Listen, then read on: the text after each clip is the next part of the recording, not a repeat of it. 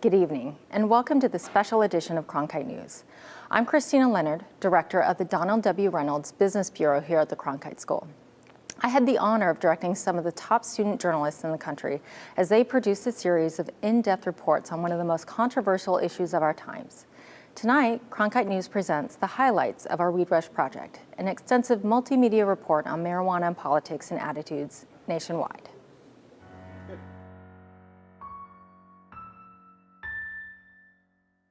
The money. This is all about money. The green's not weed, the green is money.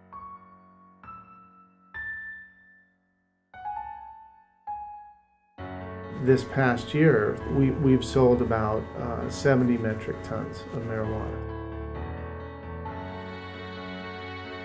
Cannabis brings people together, even if they're not normally people that would even have a conversation. There was a point in about 2009 or so where our Department of Health was processing 1,100 new applications a day. That's where legalization occurred in Colorado, was right then. I see a dispensary, a new one every day now. That's my main reason for coming out here. I want to just feel what real freedom feels like.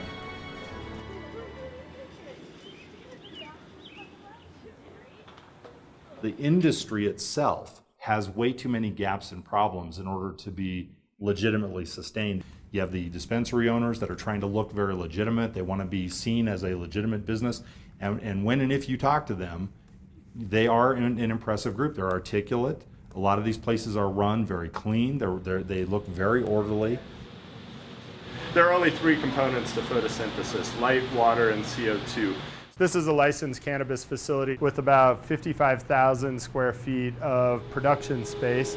This plant has such a high value that indoor production is feasible at this point in time. Having these rooms all staggered so we harvest weekly means I have the same harvesters, the same trimmers, the same packagers all the way through. Marijuana is still a very high profitable commodity. It's still selling for $150 to $300 an ounce here in Colorado. I think it's one of the more important parts of the whole business to be able to produce the product that we sell, not only the best quality and safest product, but also the most quantity of product. So quality and yields are what we focus on. What these folks started to do was license large grow operations, infused products, which is the edible type things, and then you've got the dispensary outlets themselves where they were selling marijuana. Well, how are you going to possibly regulate something like marijuana? How are you going to do it with this kind of a commercial venture?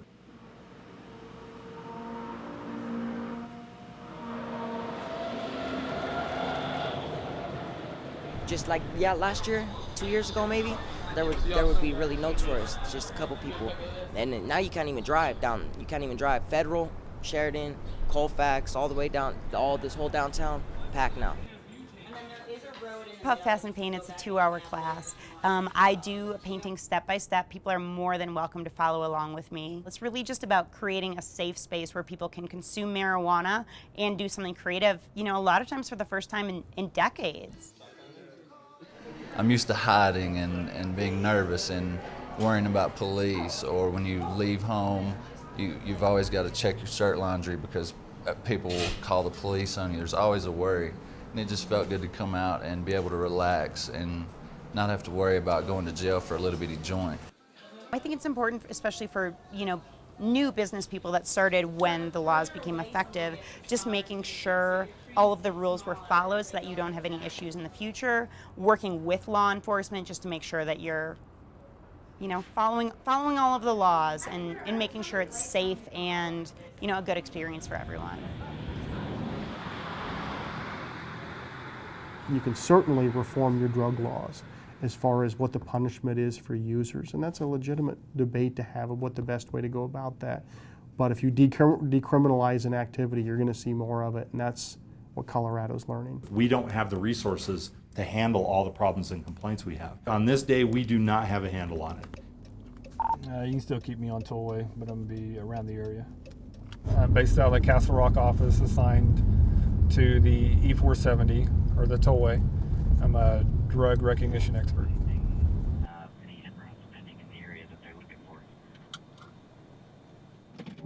Since we've had legalization, there's always an odor. You know what I mean? There's always probably 1 in 3, 1 in 4 cars have an odor of marijuana emitting from the vehicle. 10-4, please clear on a 2007 Ford Utility, orange in color, expiration 7 of 15. I know an insurance on. I wish everybody could be a DRE because, you know, inevitably there's some officers out there that don't recognize whenever somebody is under the influence of something. You know, if you wish to ingest drugs, we are out for, you know, we provide a safe environment for you. Just don't get in a car and hurt somebody else. The Marijuana Enforcement Division does help us with certain investigations, and they do have some authority at these places that they certainly can be helpful for law enforcement. But at the end of the day, they're not really designed to help law enforcement as much as they're designed to legitimize the industry. We don't make one move without MED knowing what we're doing. We run a very transparent business. And really, in my mind, the reason that the federal government has allowed this experiment of abolishing prohibition to happen in the United States is because of an organization like MED.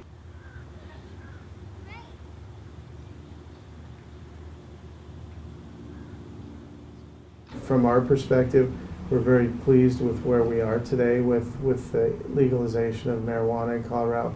We've done it in a really thoughtful way, a very controlled way. I've been extremely disappointed in Marijuana Enforcement Division.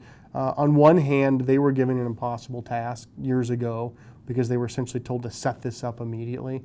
But they're also, being, as law enforcement officers, they're always expected to obey the law, and yet their job in and of itself is a violation of federal laws. The Marijuana Enforcement Division was created to give comfort to legislators to say, well, pot can be regulated, it can be done. But do you want that? Do you really want another substance out there that's going to bring the problems of tobacco and alcohol and other ones that those products don't have? Do we need it? Any state that thinks that they can do this tightly regulated, you might be able to today. I guarantee it won't last because they will come at you year in and year out until they get what they want.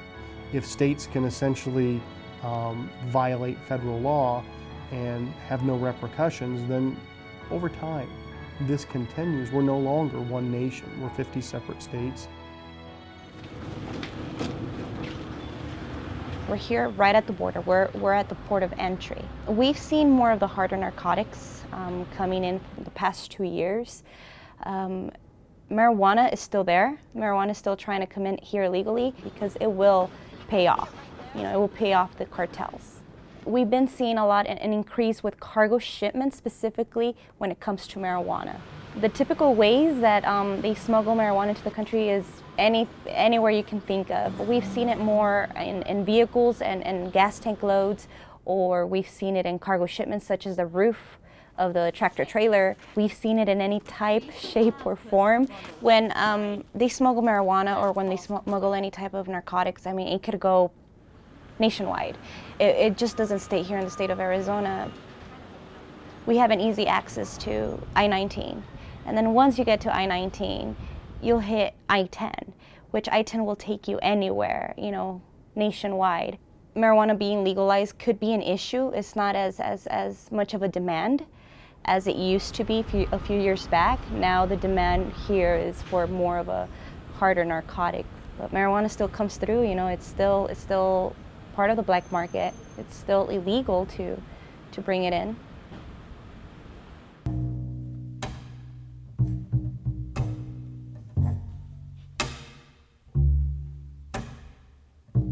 No, I know there's a lot of different public perception out there about marijuana, and it's viewed as a medicine or it's not dangerous. But I think everyone needs to take a step back and look at the things that are associated with marijuana that are dangerous. We've had a 20-year experiment in California that's worked out pretty well. You know, I tried the doctor thing, I went and got the drugs, I got the prescriptions, and for me they didn't work. I always hoped I would get to have some role or some participation or some front row seat to a major change. We had home invasion robberies, we had murders, we had assaults, very violent activity going on in and around these marijuana grows. Estaba creciendo, la marihuana ya estaba bien, pero llegó el gobierno y se la llevó. They're on this corner and they close them down today, and tomorrow they open on the other corner. They don't even go far. They don't even go far. So this is not practicing medicine. This is the snake oil of the 21st century.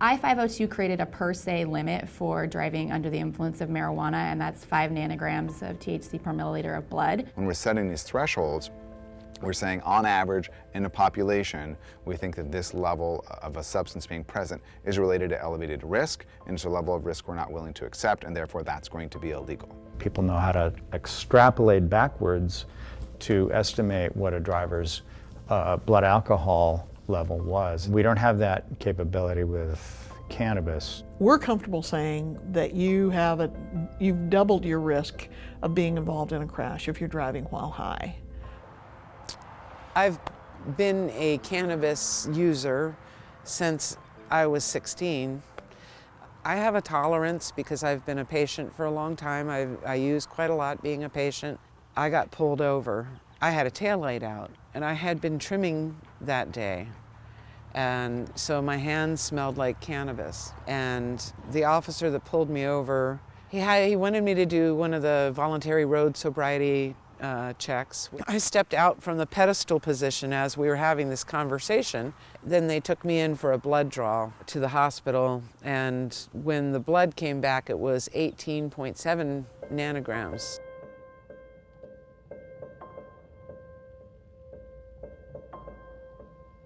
We get questions asked about tolerance and whether a person who is tolerant to marijuana might be able to drive at a higher blood level. And there is some research that does seem to show that a person who is a regular user of marijuana can tolerate a higher blood level and still drive in a safer way. We really don't have a good way from toxicology data, though, to tell if a person is a tolerant user. Just like alcohol, we first and foremost look for impairment. If we see impairment, we make that arrest. We don't know what the THC level is roadside.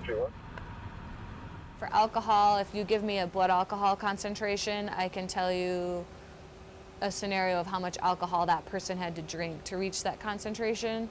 But you can't do that with THC and marijuana because there's too many variables in the intake and the kinetics of the person. It's imperative that we have a blood test to show to a jury to say that yes, this person did have this amount of THC in their system at that time. Marijuana metabolizes very, very quickly, so you can go from having a fairly high blood level of THC, the active component in marijuana that we're concerned about in terms of impairing driving, and 3 hours later have none. So THC may no longer be detectable after 3 to 6 hours after use.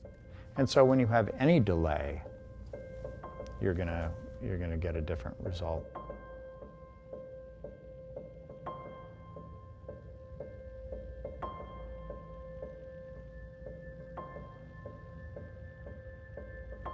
Spokane County uses an electronic warrant system that seems to be very effective for them.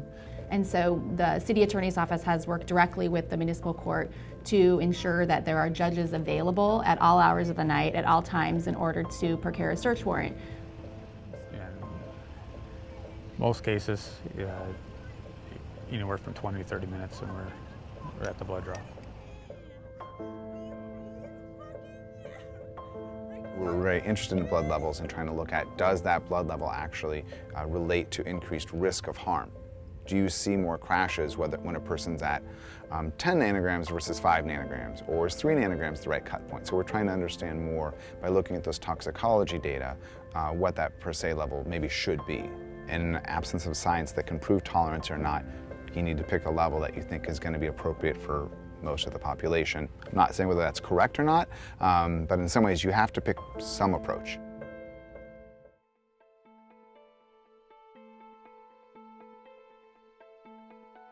So we've been doing probably work on cannabinoids since, I would say, probably 2005, 2006. Our group was one of the first groups to actually publish on the use of selective CB2 cannabinoids for acute and neuropathic pain. We're looking at breast cancer cells, and we've done this both with breast cancer cells actually from mice as well as from humans. They look just like this, and so you can actually see the cancer cells, and they proliferate in this dish. What we found is that when you use selective CB2 cannabinoids, these compounds, the CB2 agonists, and this is just one example, actually inhibits the proliferation of the breast cancer cells. Not only does it inhibit it, it actually in some cases it produces what we call apoptosis, in which it causes the cancer cells to begin to die. And so this was a very exciting finding that our students had to repeat multiple times. This was in a dish. What we did then at that point was to ask the question, what would happen in the animal? And you can see that it doesn't completely get rid of the tumor, but it definitely is much smaller as compared, so it's slowing the proliferation actually in the animal. It also slows its ability to migrate or proliferate to other areas of the body. So again, these were findings that were exciting in suggesting the fact that maybe certain types of cannabinoids will actually inhibit the proliferation of breast cancer. It's an oil we measure in a syringe. I take it twice a day, one in the morning and one at night. Okay, medicine time. Come here. It makes me kind of energetic and confident about playing with my little sister on some hard games. I would describe it like an earthy taste. It makes you think of, it makes me think of wood and things like that. It's amazing that here I'm okay, but in Texas, giving her this, I can go to jail. The first thing that we saw was 2013. She had her first seizure on the couch, and it was horrific. So about 4 or 5 days later, we're in Children's Hospital, Dallas, and they tell us, surprise, your daughter has epilepsy. I had to stay away from my sister sometimes because I was either having seizures or headaches. Fast forward to February the 4th, 2015 of this year, and Alexis had the worst seizure of her life. And so for the week following that, she had stroke-like after effects. And she was just slow, she was not herself. And that's when Lisa and I, my wife, we decided that it's time to go. Coming up here, we didn't know how she was going to behave, much less know if the medicine was even going to work. It has changed my daughter's life in the most positive way humanly possible, because we've got our little girl back. I feel a lot better. I can go outside, bike with my little sister now. You're evacuating from a war zone, the drug war, these families from states like Texas and Florida, Oklahoma, where you'd go to jail for trying to save your child. It's vital that people understand she is not only taking CBD, she's taking CBD oil that's mixed down with THC, so there's more THC in it. CBD only doesn't help everybody. Just add THC mixed with CBD and it helps many people with cancer and things like that. It's something that is helping children. Medical cannabis is illegal in some states, and we're trying to change that to help other people.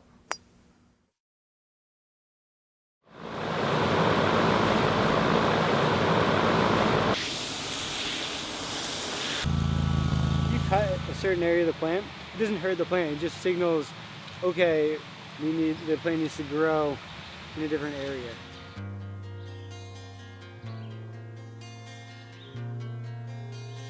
For a while, whether they're kids, kids, and then there's the college girls, and then there's the ladies. That's what one of my patients came up with a long time ago. We find even here in Colorado that our medical industry can't support and satisfy all the needs of patients. That's why patients grow their own. That's why we have caregivers. Basically, my patients being happy and getting what they're looking for is the most important thing to me. You know, we've seen a lot of caregivers, big boom. A lot of people get in, a lot of people fail. Being a caregiver is a privilege, not a right. The caregivers are the least regulated part of the entire spectrum, and so they've always historically been one of the biggest contributors to the black market here.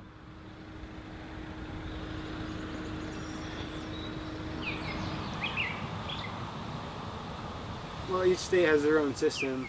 In Maine, the laws seem to be getting better and better. Legally, it's not that hard, really.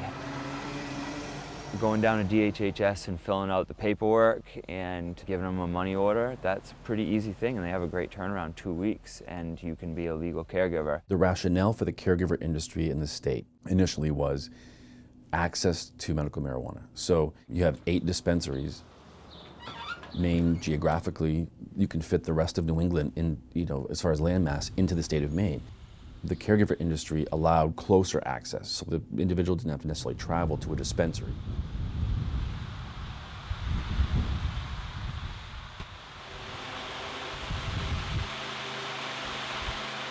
You get one of these for each patient, and then you get something similar for your personal recommendation, and this certifies me to have 6 flowering plants and 12 vegetative plants per patient.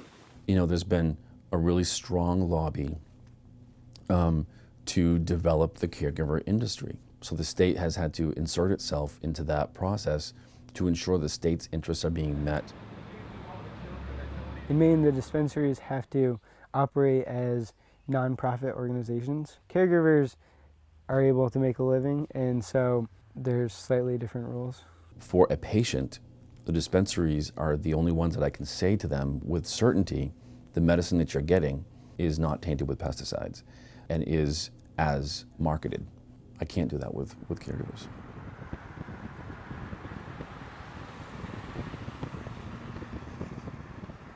There's no real directions.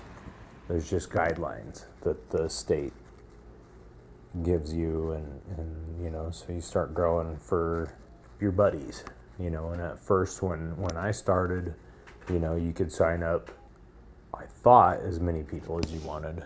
In theory, they're supposed to be capped at 5 because when the state allowed the dispensaries, they did put language in there that said you couldn't have more than 5 patients unless you had a special waiver from the Department of Health. Well, the Department of Health has issued a lot of those waivers. We don't even know to whom. It's safe to say that some component of that is comprised of the black market, but it's very difficult to get a handle on it.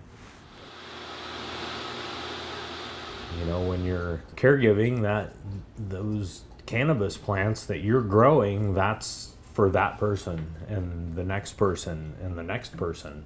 It's not for the guy that shows up with cash first. Caregivers and dispensaries are diverting to people that show up with cash. And it's a hard thing to say no to, but you have to. You have to say no. It's been very confusing for the people in Massachusetts, patients and caregivers, for different gray areas in the laws. They keep changing the laws over and over again, not just for the dispensary and patients.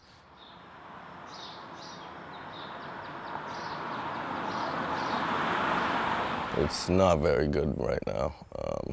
People need their medicine now, and they're still not getting it. And if they are, they're getting it on the black market. States with medical marijuana programs need to be diligent in ensuring compliance with those medical marijuana laws to avoid black market diversion. I get it from other friends of mine that want nothing to do with the program at all. I know a lot of people that have done that. I wanted to be legal and part of it because I think it has many, many benefits, and I'm very passionate about it.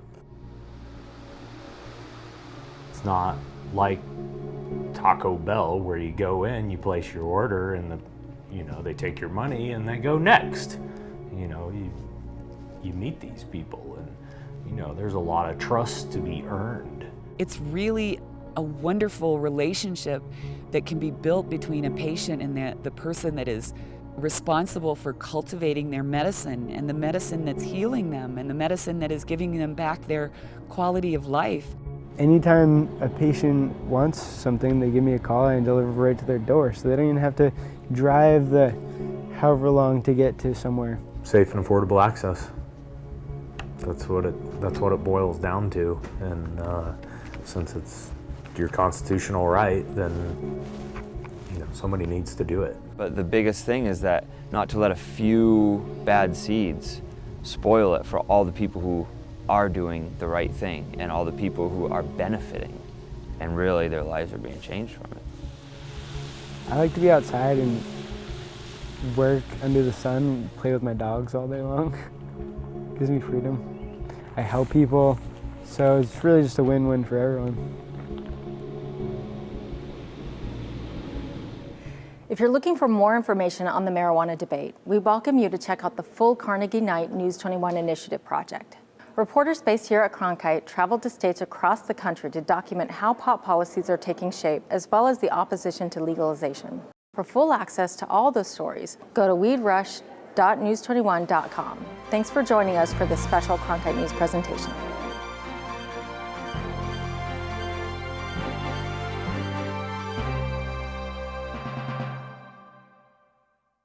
8 is Arizona PBS, a service of Arizona State University.